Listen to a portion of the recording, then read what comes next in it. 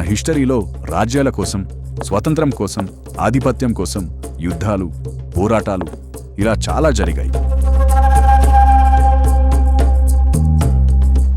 కానీ ఇప్పుడు చెప్పబోయేది ఒక పెద్ద రాజ్యం, ఒక అతి చిన్న సామంత రాజ్యాల మధ్య జరిగిన ఓ పోరాటం.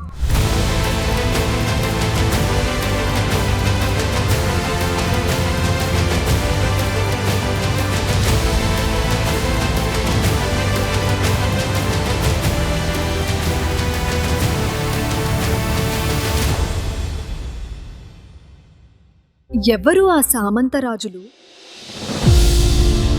అది 13వ శతాబ్దం. మేడరాజు పులవాసను పాలించే గిరిజన దొర. అది ఒక దట్టమైన అరణ్యాలు, కొండలు, నదులతో నిండి ఉన్న రాజ్యం.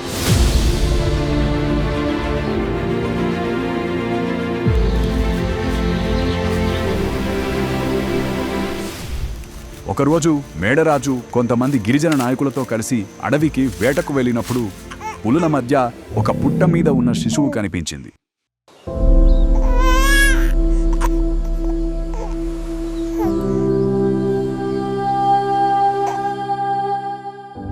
పిల్లలు లేని మేడరాజు ఆ చిన్నారిని దేవుని అంశగా భావించి తన ఇంటికి తీసుకువచ్చి సమ్మక్క అని పేరు పెట్టి పెంచి పెద్ద చేశారు.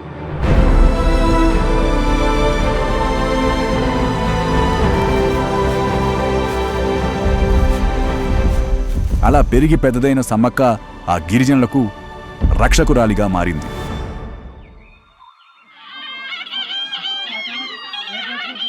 ఆ తరువాత తన మేనలుడు అయిన పగిడిద్దరాజుకు సమ్మక్కను ఇచ్చి వివాహం చేశారు మేడరాజు.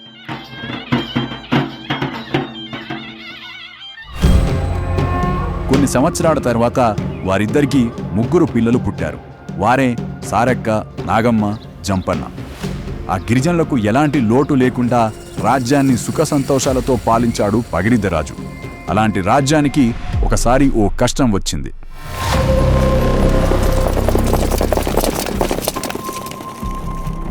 ఆ కష్టం పేరు ప్రతాపరుద్రుడు. దక్షిణ భారతదేశాన్ని వణికించిన పేరు. కాకతీయ సామ్రాజ్యానికి చివరి సింహాసనాధిపతి. యుద్ధం అతని శ్వాస, విజయం అతని లక్ష్యం. కప్పం కట్టకపోతే సామంతుడు కాదు, శత్రువు.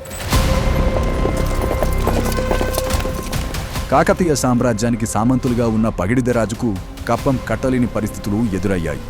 ప్రతాపరుద్రుడు కప్పం వసూళ్ల కోసం తన దూతలను పగిడిద్దరాజు దగ్గరకు పంపాడు. రాజ్యం తీవ్రమైన కరువులో ఉంది. కప్పం కట్టలేను. ఇది నా మాటగా ప్రతాపరుద్రునికి చెప్పండి.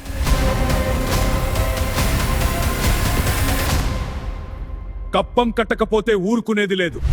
ప్రతాపరుద్రుడు ఆగ్రహానికి లోనై తన ప్రధాన సేనాని, మంత్రి అయిన యుగంధరుడు నాయకత్వంతో సైన్యాన్ని పంపాడు.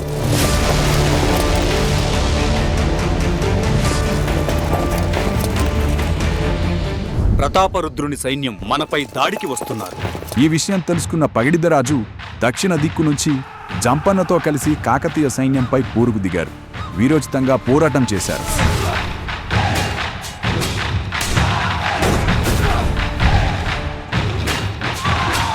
అయితే పెద్ద సంఖ్యలో ఉన్న కాకతీయ సైన్యం దాడిని తట్టుకోవడం కష్టంగా మారింది.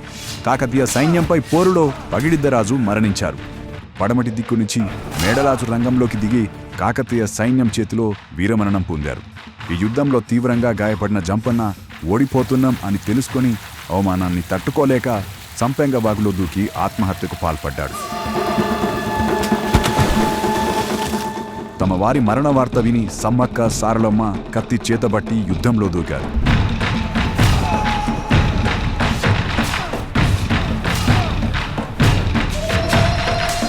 కథన రంగంలో కత్తిపట్టి దూకిన సారలమ్మ పోరాడుతూనే వీరమరణం పొందింది.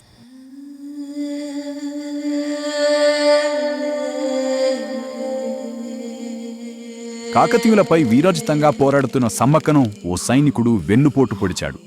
తీవ్రంగా గాయపడి రక్తం కారుతున్నా యుద్ధం చేస్తూనే ఉంది సమ్మక్క. చివరకు ఈశాన్యం వైపున ఉన్న చిలకనగుట్ట వైపుకు వెళ్లి అదృష్టమైంది సమ్మక్క.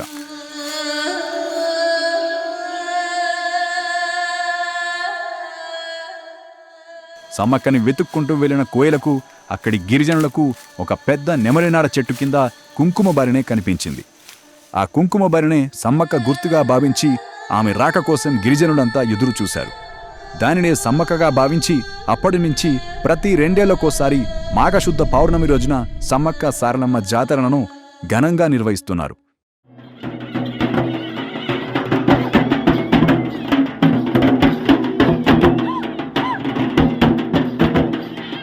ఇది దేవతల కథ కాదు. ఇది అస్తిత్వం కోసం అణచివేతకు ఎదురెళ్లిన తల్లుల కథ. ఆత్మగౌరవం కోసం పోరాడిన గిరిజనుల కథ. తమ భూమి కోసం రక్తం చిందించిన వీరుల కథ.